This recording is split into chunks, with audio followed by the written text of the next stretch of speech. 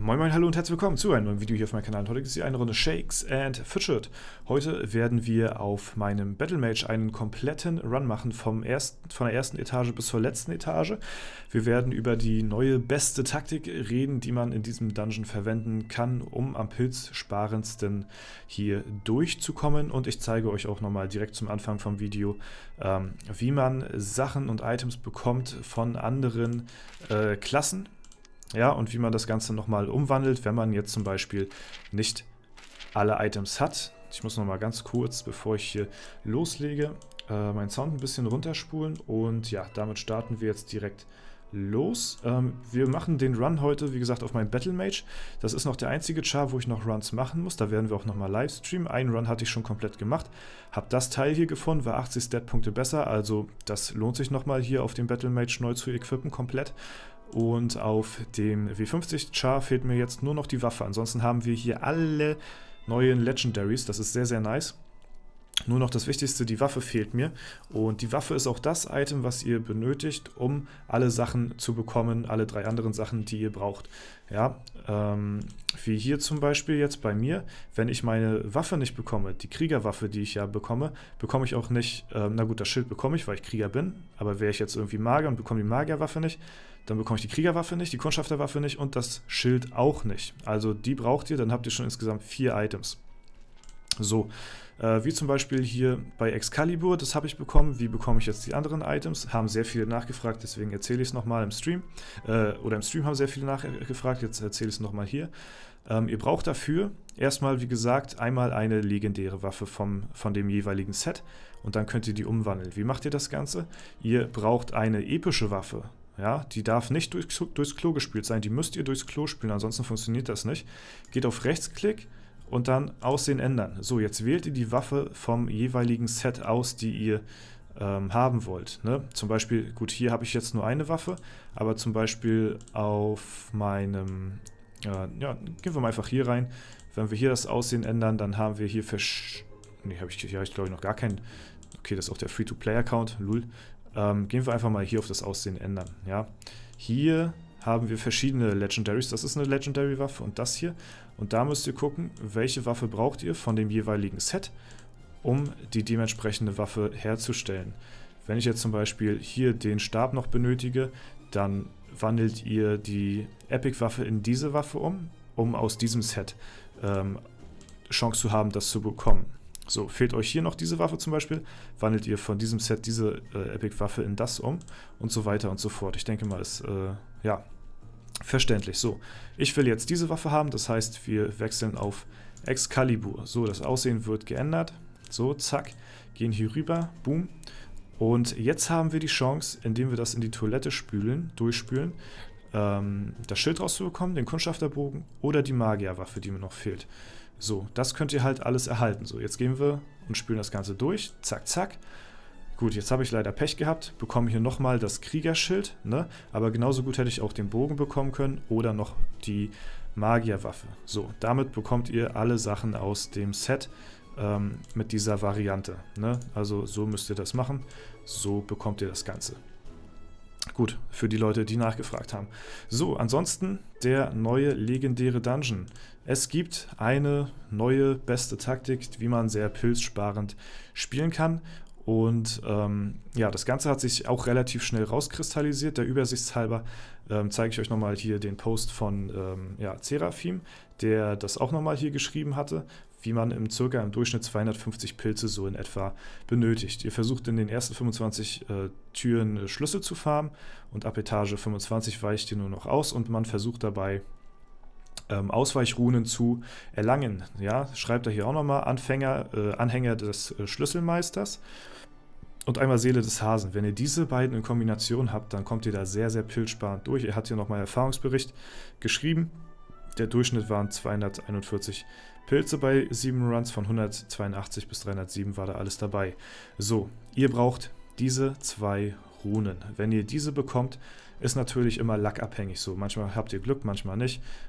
Generell kann man aber sagen, diese 2, wenn ihr die habt, dann habt ihr schon gewonnen, sag ich mal. Da kommt ihr sehr pilzsparend durch. Anhänger des Schlüsselmeisters. Vorteil: 40% Chance nach dem erfolgreichen Fliehen einen Schlüssel zu erhalten. So, das generell ist erstmal schon nice, wenn man fliehen möchte und man schafft es zu fliehen. Habt ihr eine 50-50 Chance halt zu fliehen, ne? Bekommt ihr einen Schlüssel. Und wenn ihr dann noch die Seele des Hasen dazu habt, erhöht die Chance, erfolgreich vor Kämpfen zu fliehen um 40%. So, das heißt, die Chance zu fliehen ist nochmal erhöht und ihr könnt dadurch fast immer fliehen und habt halt noch die Chance, einen Schlüssel zu bekommen, und das steigert eure Chance natürlich auch so, ne? Und da müsst ihr drauf achten, wenn ihr auch Free-to-Play spielt oder halt wirklich sehr wenig an Pilze ausgeben wollt in den Dungeon, dann macht es so, wir gehen jetzt mal einen kompletten Run einfach durch und gucken mal, wie es läuft. Ne? Kann ich natürlich nicht beeinflussen, wie viel Glück ich haben werde. Das ist halt eben so. Ne? Dann hat man eben Glück oder mal eben nicht. Ich mache es immer noch so wie bei den anderen Dungeons. Ich weiß nicht, es könnte sein, dass es falsch ist, aber für mich persönlich finde es richtig. Die Fallen nehme ich alle mit, wenn sie kommen. Die Goldräume nehmt ihr bitte schön auch jedes Mal mit, auch über Monster und so, weil da können Heals drin sein, so wie hier zum Beispiel, und das bringt euch natürlich nochmal enorm weiter. Und ich mache es immer noch so, dass ich, wenn ich kurz vorm Sterben bin, dann einfach so weit wie möglich versuche zu fliehen, so wie jetzt. Da versuche ich einfach auszuweichen und so weit wie möglich zu kommen. So, wir laden jetzt das zweite Mal auf. So, und jetzt farmen wir uns wieder durch, nutzen die Gegner, die wir haben, weil die machen am Anfang die ersten 25 Etagen natürlich noch am wenigsten Schaden, und deswegen solltet ihr die am Anfang, so gut es geht, auch wirklich alle mitnehmen. So, jetzt gehe ich halt drauf, so, ob ich nun ausweiche oder nicht, ist egal, weil danach kommt jetzt nochmal der Zwischenboss. So, jetzt können wir nochmal einen Schlüssel mitnehmen für wenig Schaden. Jetzt kommt der erste Zwischenboss hier so. Jetzt haben wir 15 Schlüssel gefarmt, das ist in Ordnung. Und jetzt kommt es halt eben drauf an, was für Runen oder Glyphen oder Klunker, wie auch immer, ihr bekommt. So, ne? Ihr könnt halt Glück haben oder nicht. Am besten nehmt ihr halt immer die Sachen mit, wo ihr wenig Blockaden habt, heißt, wo nicht immer eine Tür verschlossen ist, das ist immer ein bisschen doof oder so, oder dass die Fallen verflucht werden und so, das ist alles doof. Es erscheinen weniger Opfertiere und erhöht den Schaden bei gescheiterten Fluchtversuchen um 30, ist schon mal nicht gut. Ihr versucht quasi immer das geringste Übel zu nehmen. So, der Spionageklunker ist zum Beispiel eine Variante, den finde ich persönlich sehr nice, verringert die Chance, Schlüssel aus Kämpfen zu erhalten um 15%. Kann euch jetzt fast quasi egal sein, weil ihr wollt ja jetzt so wenig wie möglich auf Kämpfe eingehen. Also diese Rune mit den zwei anderen beiden, die ich euch gezeigt habe, das wäre top. So, da habt ihr noch unverschlossene Türen und verringert die Chance, Schlüssel aus Kämpfen zu gewinnen. Kann euch egal sein, weil ihr nur immer flieht, und ihr bekommt durch das Fliehen sogar noch Schlüssel. Ne? Also diese drei Runen in Kombination, und das ist das Beste. So, dann haben wir hier 40% Chance, nach dem erfolgreichen Fliehen einen Schlüssel zu erhalten. So, und dafür ist aber eine Tür immer verschlossen. So, jetzt ist natürlich die Sache, Spionageklunker ist nice, aber 40% Chance nach dem erfolgreichen Fliehen ist, würde ich schon fast sagen, besser. So, sind beide nice. Also, ob ihr jetzt, jetzt hatte ich quasi beide zur Auswahl gehabt. Wenn ihr jetzt nur eine von den beiden habt, dann nehmt definitiv diese. Ne? Ob es der Spionageklunker ist oder halt eben der Anhänger des Schlüsselmeisters. Das ist egal, das sind beides sehr, sehr, sehr, sehr starke Runen oder wie auch immer, Glyphen. Ne? Ihr wisst, was ich meine. Genau. Und die solltet ihr auf jeden Fall nehmen. So, jetzt versuchen wir halt, so gut es geht, zu fliehen, die Etagen jetzt, und haben halt die Chance, fürs Fliehen halt noch Schlüssel zu bekommen. Das heißt, wir kriegen sehr wenig Schaden. Das Ding ist aber bei den Sachen dabei, ihr bekommt halt auch sehr wenig Loot. Ne? Ihr bekommt wenig Gold. Dadurch, wenn ihr darauf scharf seid, viel Gold durch die Runs zu bekommen, dann solltet ihr auch ein paar Monster mitnehmen und angreifen. Das ist ganz klar. Aber geht hier wirklich nur um die pilzsparendste Variante. So, das ist sehr strong, ja. Also One-Hit-Wonder ohne zu blättern ist natürlich sehr, sehr stark. Und ja, da kann man nur sagen, da haben wir Glück gehabt. Ne, das kann man nicht anders behaupten. Wenn ihr beim Schlüsselmeister seid, immer One-Hit-Wonder 8 Räume mitnehmen oder die Heilung für 6 Räume mal 20% oder was das waren. Also das oder das solltet ihr immer mitnehmen. So, und dafür solltet ihr auch ein paar Pilze in die Hand nehmen und blättern, weil durch das One-Hit-Wonder kommt ihr 8 Räume safe voran und ihr kriegt sogar noch Schlüssel obendrauf.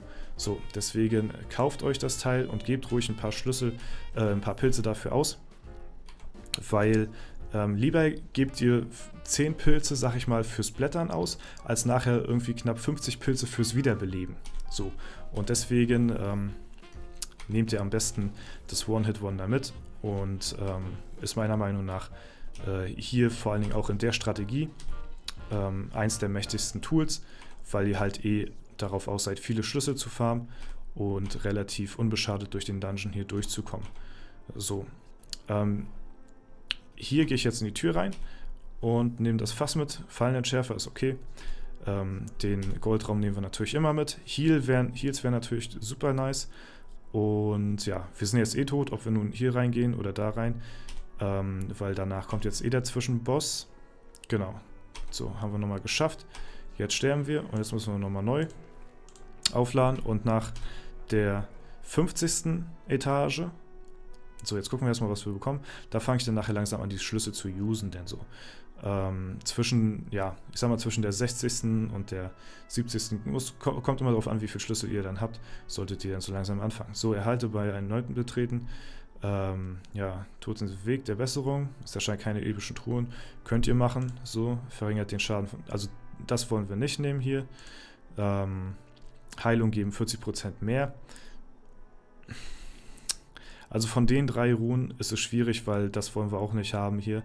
Und Heilung zu bekommen ist auch schwierig, weil wir halt auch viel flüchten.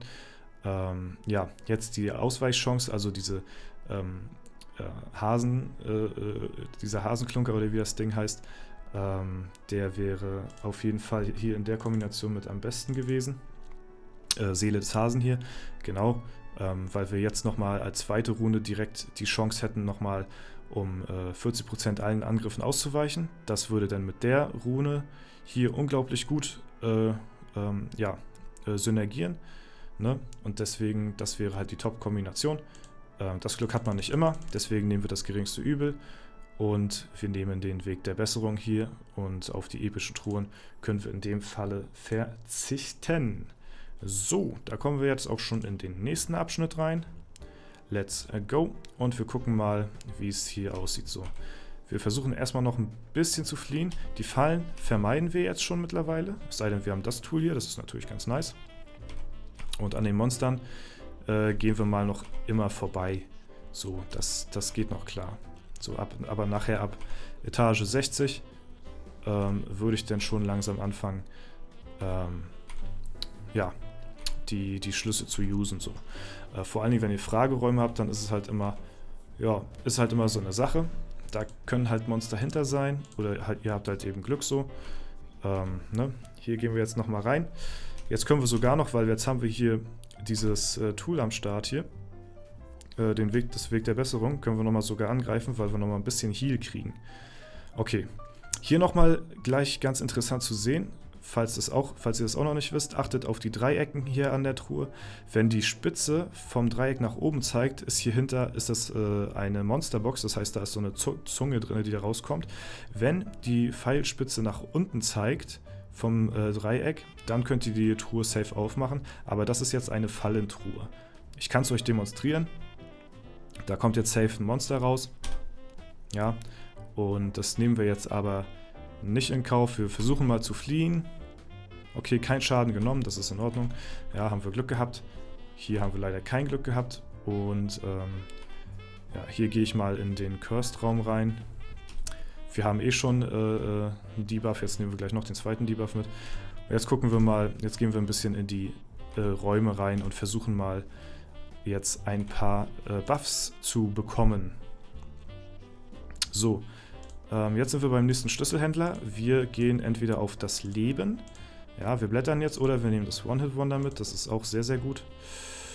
Wir gehen mal noch durch die Falle. Ja, wir gehen einmal noch durch die Falle, weil wir wollen das One-Hit-Wonder nutzen, um Schlüssel zu farmen. Das Gute ist, wir besiegen gleich unseren Debuff hier, sonst kriegen wir 50% mehr Schaden dadurch. Das haben wir jetzt gut geregelt durch das One-Hit-Wonder. Jetzt sterben wir leider, sonst hätten wir noch ein paar Schlüssel farmen können. Aber ist in Ordnung, weil wir haben auch hier den Buff mit am Start. So, verringert den von Monstern verursachten Schaden um 20%, verringert die Chance, Gegenstände zu finden.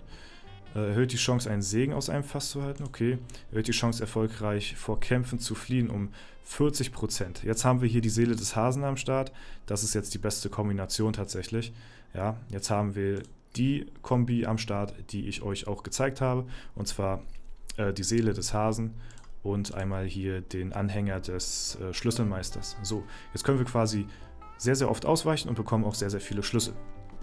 Das heißt, ich fange jetzt schon an, die Schlüssel zu usen. Hier ist wieder ein Monster drin. So, da gehe ich jetzt diesmal nicht drauf ein.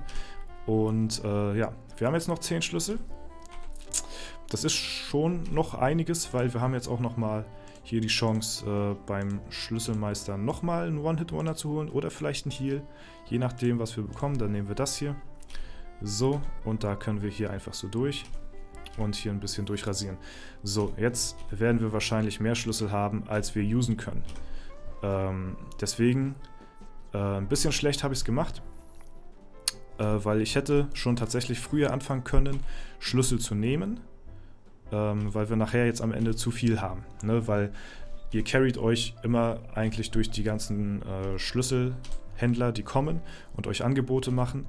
Und ja, jetzt sehen wir quasi fast nicht mehr den Effekt davon, dass wir die Ausweichchance haben und dann auch noch Schlüssel dadurch generieren können. So, ne? Das ist das Ding. Wir können nochmal hoffen, dass wir vielleicht einen Heal bekommen. Ansonsten ja, werden wir den Kampf, glaube ich, nicht gewinnen. Deswegen schauen wir nochmal in die Türen rein. Jetzt vielleicht nochmal einen Heal. Sehr nice. Okay, das hat es nochmal gut gecarried. Den nehmen wir jetzt nicht mit. Und wir sind Full Life und können hier den Gegner besiegen. Und ja, wir sind 8-mal gestorben. Das ist schon ein bisschen was. Ja. Wenn ich mir das jetzt mal kurz durchrechne, ich glaube, wie viel braucht man für einen Revive? Gut, da haben wir jetzt so ein bisschen 350, 360 Pilze bezahlt. Das ist relativ viel, wir waren aber auch relativ unlucky. Hätten wir ein bisschen hier und da besser gespielt, dann hätten wir noch ein bisschen pilzsparender damit umgehen können. Aber an sich funktioniert die Taktik eigentlich ganz gut, nur halt eben jetzt nicht perfekt vorgemacht so. Ne? Das ist halt das Ding. Aber hätten wir diese Rune, diese Doppelrune, die ich euch erzählt hatte, von Anfang an bekommen, dann hätte das Ganze ein bisschen anders ausgesehen. So, Runentausch machen wir jetzt noch. Wir kicken uns hier die Qualität von Gegenständen rein, haben das hier jetzt auch am Start so. Ne, warte mal, wir hatten hier das Eisding drauf gehabt, wa? Oh, das ist hier immer so unübersichtlich mit dem Gürtel hier. So. Ja, hier hatten wir Qualität drauf auf den Teil, aber das hatten wir schon, glaube ich, hier drin irgendwo. Ne? Ja, hier haben wir Qualität drin. Okay, dann setzen wir hier noch einen Edelstein rein. Und dann sind wir hier auch schon durch für heute. Verbessern das noch 10-mal, klatschen die Verzauberung drauf. Und dann haben wir hier auch das zweite Item von dem Set erstmal soweit neu ausgerüstet. Ja, nice. Und haben damit auch einen neuen Eintrag hier im Album. Okay, so, ja, gut.